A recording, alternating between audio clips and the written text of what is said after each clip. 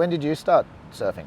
Been surfing, since I was around 12, and then started getting into, like shortboard, and got my first fiberglass board, and then found it way too hard, and then my music career kind of came along, so I didn't surf for a long time. I every time I came back to Sydney or just came back home, I'd go out, but like being on tour and stuff, I could never kind of. So you never went surfing like around the world? No. I guess your it's schedule huge missed would be opportunity. I know it feels like in hindsight, but usually my schedule is pretty crazy, and just bringing a board as well as like 4 guitars and like a drum kit, and like all of my band would just be like, "You fuck." You're kidding, are you? Yeah. But you need a board caddy, mate. Yeah, exactly. Yeah. Have you had like many wildlife experiences? Have you had ever got to like surf with dolphins? Oh yeah, like that's kind of the biggest. That's a very humbling moment when you see like something, the size of you kind of just come straight by you in the ocean. That's where you realize there's a whole nother world out there. So I was like surfing out in Byron and like Tallow, so it's pretty sharky. And I just see like a pod of like 20 dolphins go through, and I was like, beautiful. Feeling amazing. Felt so safe. But it was a bit like, it was a choppy kind of, it was starting to get like dusk. Yep. And then, it was, and then like the dolphins were just around, and I saw this kind of thing moving underwater, and I had a GoPro on me. I just like scanned the water. I couldn't see anything. I thought it was just like seaweed or rock, because it wasn't like moving. It didn't look very big. And then, anyway, it still like went out for another hour surfing, then came back, and then the next day I checked the footage of the GoPro. No. I looked at it, and I was with my mates, and we saw it, and it was like a full, like, probably 7-foot shark. I don't know what it was. Like, I think it would look like a bronze whaler sort of thing, but probably was like a shovel nose or like. Still though, if it's close enough, like it was right underneath me, and it was just like kind of, we could see it just going in circles when I scanned it. It was just like legit right underneath us. But I think that also shows. Yeah. They're not mindless killing machines. Lurking, like you were saying, like how they... The wording that you hear of like, this shark was lurking on the beach, and you're like, he's swimming in his own home. Like that's all he's doing, Yeah, exactly. And I think that's it's the beauty of the ocean, and like you realise, like you said, it's another world, and it's not necessarily our world. No, naturally, it's not ours. And it's not ours to respect, though. You know? How do you feel about being an ambassador for Surfrider? When I came across Surfrider, immediately I was just like, oh, this is it. This is like my backyard. Yeah. And this is something that's so close to me, and I am passionate about. And I feel like any way that I can get out, any campaigns that you guys are running, and I can learn about it, and I can share, and I can give to, my fan base, or my friends and family even, is just that's the best thing I could do. Like, I guess right now, because I'm not an expert on it at all, and I just want to learn. Like that's why I'm here. That's why I'm on this trip. I want to learn about you guys. I want to learn what's going on. I want to know what the problems are, how I can help, and I feel like it is. It's like my backyard. It feels like it would be stupid not to get behind something like this. I go back to, it's our responsibility. Yeah.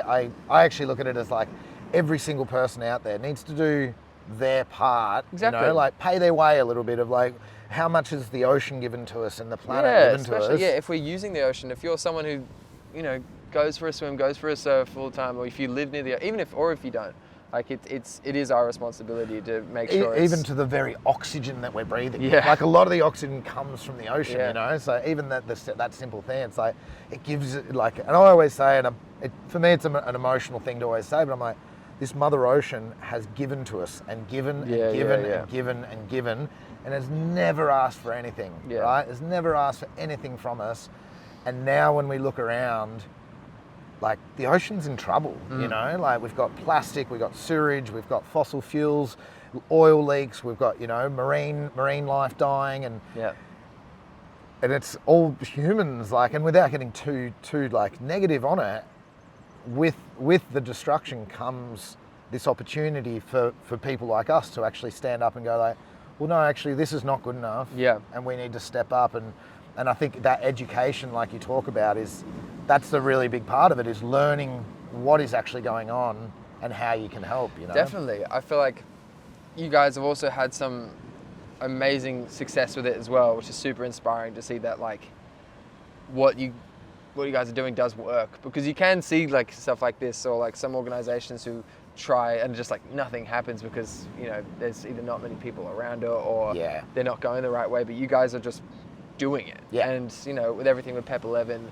to now, you know, what you guys are moving into now, like you've seen success, we've seen change, and that is so exciting because you can see that we're not all doomed. It's not just something that's just like, oh, we're all going to die. What's the point? What's the point? Like we're all going to be dead when it's polluted anyway. I think it's just like, it's really important for everyone to play their part, you know, and like whether it be, as I say, picking up rubbish on the beach or, you know, signing the petitions, or even like someone like yourself, like, you know, using your platform, as you say, and like you've written a song that like Let the Grass Grow, it started off as a ballad though, didn't it? Yeah, and then you've changed it, like. Yeah, it was, so I wrote it with PJ Harding, who's like one of my favorite musicians, writers in the industry, and yeah, we just started writing about, we were talking about kind of very existential things, and yeah, the song was kind of mainly about, it actually didn't really start off as a love ballad, it just started off as something like, I don't know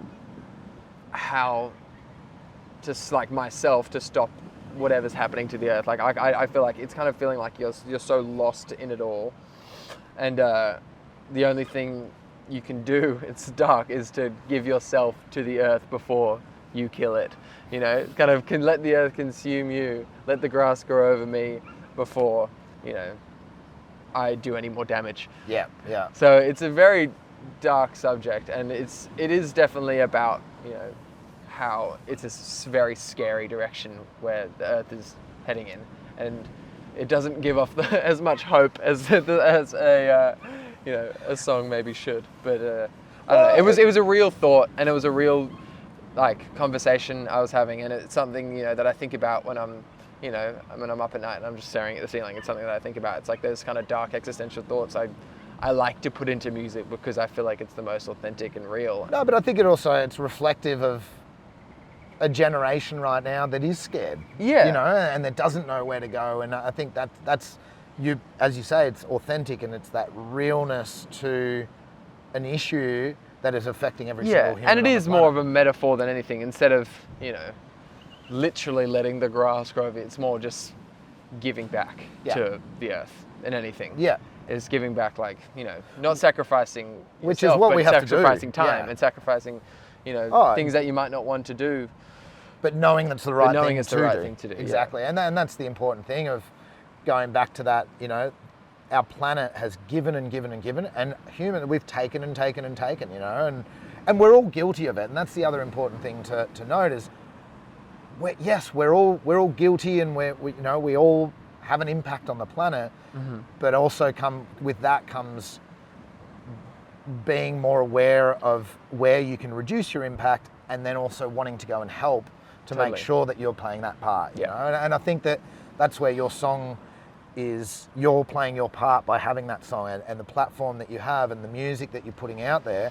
People listen to it, resonate with it, and then they'll probably act on it in their way. Yeah, it's interesting with your, you know, with your fan base and all of that. Like, I mean, I wonder, what would you kind of have that, like, what would be your message to them how can they help you, reckon? Yeah, well, I think there's definitely multiple things that, you know, stem from, you know, small little changes into, you know, volunteering, joining organizations, rocking up to events, just being active, just signing any petitions like that, you know, you believe in. And I feel like that stuff really matters. Picking up something just as simple as picking up rubbish. Yeah. And you're walking down the street or the beach, and I think that stuff, if everyone, or at least, you know, all the people that are watching this do that, would make a huge difference. Yeah. So I find it's a good point, you know, talking about that volunteering and joining organisations, you know, when, you know, whether it be Surfrider Foundation or whatever appeals to you,